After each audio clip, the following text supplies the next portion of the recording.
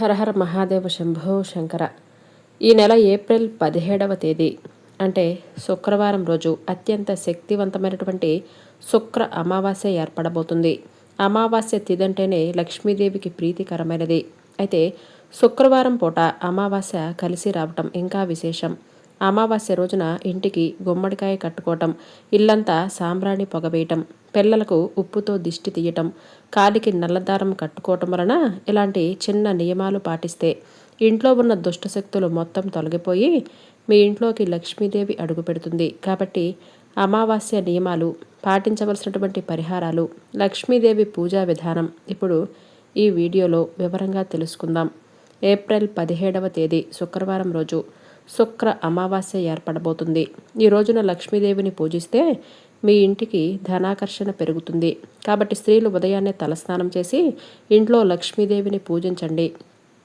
అయితే అమావాస్య రోజున ఎట్టి పరిస్థితుల్లో షాంపూతో తలస్నానం చేయకూడదు. అయితే జాతక దోషాలతో ఇబ్బంది పడేవారు ఈ అమావాస్య రోజున నీటిలో నల్ల నువ్వులు వేసుకొని స్నానం చేయాలి.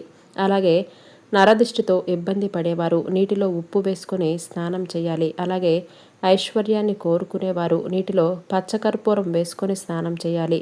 ఈ అమావాస్య రోజున గులాబీ పూలతో లక్ష్మీదేవిని పూజించి పూజ గదిలో నెయ్యి దీపాన్ని వెలిగించి లక్ష్మీదేవికి నమస్కారం చేసుకోవాలి. ఎలాంటి కోరికైనా సరే వెంటనే నెరవేరుతుంది. అన్నిటికంటే ముఖ్యంగా ఈ శుక్ర అమావాస్య రోజున ఇంటి గుమ్మానికి బూడిద గుమ్మడికాయ కడితే మీ కుటుంబం మొత్తానికి చాలా మంచి జరుగుతుంది. కాబట్టి ఇంతటి మంచి అవకాశాన్ని అస్సలు వదులుకోవద్దు. ఈ శుక్రవారం ఉదయాన్నే బూడిద గుమ్మడికాయను తెచ్చుకొని గుమ్మడికాయకు పసుపు రాసి కుంకుమ బొట్లు పెట్టి మీ ఇంటి ముందు కట్టుకోవాలి.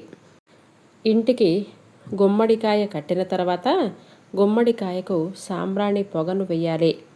అమావాస్య రోజున ఇలా ఎవరైతే చేస్తారో అలాంటి ఇంట్లో ఉన్నటువంటి దుష్టశక్తులన్నీ తొలగిపోయి మీ ఇంట్లోకి మహాలక్ష్మీదేవి అడుగు పెడుతుంది. అయితే ఇంటి ముందు గుమ్మడికాయ కట్టలేని వారు ఇంటి గుమ్మానికి కలబంద మొక్కను కట్టుకోండి. అమావాస్య రోజున ఇంటికి గుమ్మానికి కలబందను కడితే మీ కుటుంబంలో అనారోగ్య సమస్యలు లేకుండా కుటుంబమంతా ఆరోగ్యాలతో జీవిస్తారు.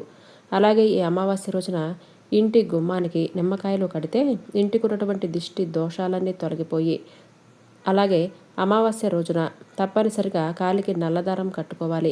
ఉదయాన్నే స్నానం చేసి ఒక నల్లటి దారాన్ని తీసుకొని ఆ దారానికి 3 ముళ్ళు వేసి ఆడవారు ఎడమ కాలికి, మగవారు కుడి కాలికి ఈ నల్లటి దారాన్ని కట్టుకోవాలి.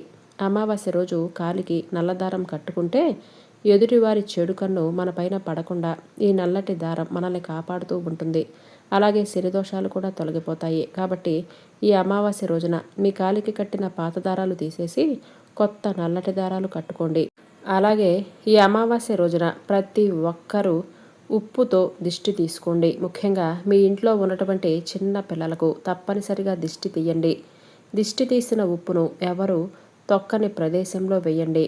అసలు దిష్టి ఎలా తీయాలి అని అంటే కుడి చేతిలో కల్లుప్పు తీసుకొని దిష్టి తీయవలసిన వ్యక్తిని తూర్పు ముఖంగా కూర్చోబెట్టి తల నుంచి పాదాల వరకు కుడి నుంచి ఎడమకి 3 సార్లు, ఎడమ నుంచి కుడికి 3 సార్లు తిప్పి ఉప్పుతో దిష్టి తీయాలి. దిష్టి తీసిన ఉప్పును వెంటనే బయట పడేయండి. ఎట్టి పరిస్థితుల్లోనూ ఆ ఉప్పును ఇంట్లో ఉంచకూడదు. అమావాస్య రోజున ఇలా దిష్టి తీస్తే నరఘోష వెంటనే విరిగిపోతుంది. అలాగే కారణం లేకుండా వచ్చే తలనొప్పి, ఒళ్ళు నొప్పులు కూడా తగ్గిపోయి మంచి ఆరోగ్యం లభిస్తుంది.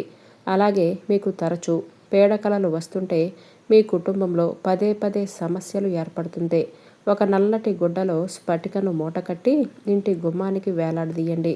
అలాగే ఈ అమావాస్య రోజున తప్పనిసరిగా ఇంటి గుమ్మం బయట కుంకుమతో స్వస్తిక్ గుర్తు వేయండి. స్వస్తిక్ గుర్తు దైవశక్తులను ఆకర్షిస్తుంది. అమావాస్య రోజున రాత్రి సమయంలో భూమిపైన దుష్టశక్తుల ప్రభావం ఎక్కువగా ఉంటుంది. కాబట్టి అమావాస్య రోజున సాయంత్రం సమయంలో ఇల్లంతా సాంబ్రాణి పొగ వేసుకోవాలి. ఇంట్లోకి దుష్టశక్తులు ప్రవేశించకుండా ఉంటాయి. అలాగే అమావాస్య రోజున ఎట్టి పరిస్థితుల్లో రాత్రిపూట వంటగదిలో ఎంగిలి గిన్నెలు ఉంచకూడదు. అలాగే అమావాస్య రోజున పొరపాటున కూడా జుట్టు కత్తిరించటం, గోళ్ళు కత్తిరించటం చేయకూడదు. దీనివలన మీ అదృష్టం తగ్గిపోతుంది, మీ ఆయుష్ కూడా తగ్గుతుంది. అలాగే భార్యాభర్తలు బ్రహ్మచర్యం పాటించాలి. అదేవిధంగా ఈరోజు ఎవరికి అప్పు ఇవ్వకూడదు. దీనివలన మీ ఇంట్లో ఉన్నటువంటి లక్ష్మీదేవి బయటకు వెళ్ళిపోతుంది. అమావాస్య రోజున ఇల్లు మారకూడదు, కొత్త వస్త్రాలు ధరించకూడదు, అలాగే శుభకార్యాలు మొదలు పెట్టకూడదు. అమావాస్య రోజున తులసి దళాలు కోయకూడదు. కానీ ఈరోజు తులసి కోటలో దీపాన్ని వెలిగించి ప్రదక్షిణలు చేస్తే మీ మనసులోని కోరికలన్నీ ఖచ్చితంగా నెరవేరుతాయి. అమావాస్య రోజున ఎట్టి పరిస్థితుల్లో మాంసాహారం తినకూడదు. దీనివలన మీ ఇంట్లో తీవ్రమైన గొడవలు, ఆర్థిక నష్టాలు ఏర్పడతాయి. అలాగే అమావాస్య రోజున దూర ప్రయాణాలు చేయకూడదు. ముఖ్యంగా రాత్రిపూట ప్రయాణం చేయకూడదు. అలాగే అమావాస్య రోజున రాత్రిపూట బట్టలు ఉతకకూడదు. ఇంటి ముందు బట్టలు ఆరేయకూడదు. దీనివలన మీ ఇంట్లోకి త్వరగా నెగిటివ్ ఎనర్జీ ప్రవేశిస్తుంది.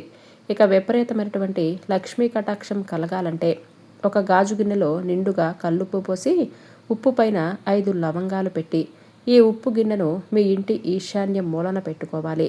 అమావాస్య రోజున ఈ పరిహారాన్ని పాటిస్తే మీ ఇంటి ధన ప్రవాహం అధికంగా పెరుగుతుంది. ఇక ఎవరికైతే విపరీతమైన అప్పులు, సమస్యలు, కోర్టు సమస్యలతో ఇబ్బంది పడుతున్నారో అలాంటి వారు ఈ అమావాస్య రోజున మీ ఇంటి ప్రధాన ద్వారం ముందు దక్షిణ దిశగా ఆవ నూనెతో ఒక దీపాన్ని వెలిగించి ఆ దీపంలో 2 నల్ల నువ్వులు వేయండి. ఇలా దీపం వెలిగిస్తే అప్పుల సమస్యలు, కోర్టు సమస్యలన్నీ తొలగిపోతాయి.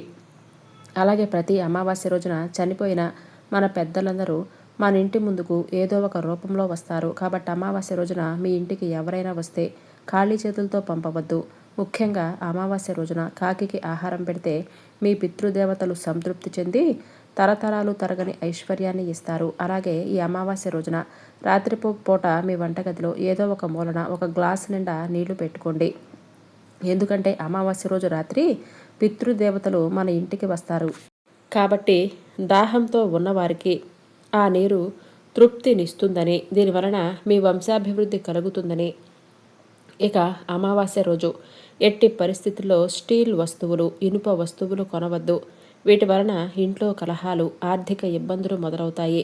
అలాగే ఈరోజు నూనె కూడా కొనకూడదు. దీనివలన ఆయుష్ క్షీణిస్తుందని, మీ కుటుంబంలో అనారోగ్య సమస్యలు మొదలవుతాయని నమ్మండి. మీరెన్ని పూజలు చేసినా సరే మీ పితృదేవతలను పూజించకపోతే ఎలాంటి ఫలితము ఉండదు. కాబట్టి అమావాస్య రోజున మీ పూర్వీకుల చిత్రపటాన్ని శుభ్రంగా తుడిచి పసుపు రాసి కుంకుమ బొట్లు పెట్టి పూలతో అలంకరించి కుటుంబమంతా నమస్కారం చేసుకోండి. ఇక మీ ఇంట్లో ఎలాంటి కష్టాలు ఏర్పడకుండా కుటుంబంలో సుఖ సంతోషాలు పెరుగుతాయి. అలాగే మీ కుటుంబం పైన పితృదోషం ఉంటే మీ కుటుంబంలో గొడవలు, అనారోగ్య సమస్యలు, డబ్బు సమస్యలు ఏర్పడుతూ ఉంటాయి. కాబట్టి ఈ అమావాస్య రోజున రావి చెట్టు కింద పాలు పోసి రావి చెట్టుకు ప్రదక్షిణలు చేయండి. ఇక మీ కుటుంబాన్ని వెంటాడుతున్నటువంటి పితృదోషం తొలగిపోతుంది. మీ ఇంట్లో వెండి నాణెం ఉంటే ఈ అమావాస్య రోజున ఆ వెండి నాణ్యాన్ని ఆవు పాలతో కడిగి మీ బీరువాలో పెట్టుకోండి. దీనివలన మీ ఇంటి ఆదాయం పెరుగుతుంది.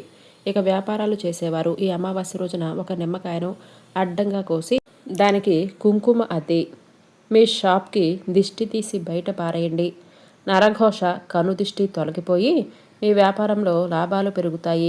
ఇక ఈ శుక్ర అమావాస్య రోజున చేసేటటువంటి దానాలకు అశ్వమేధ యాగం చేసినంత పుణ్యం లభిస్తుంది.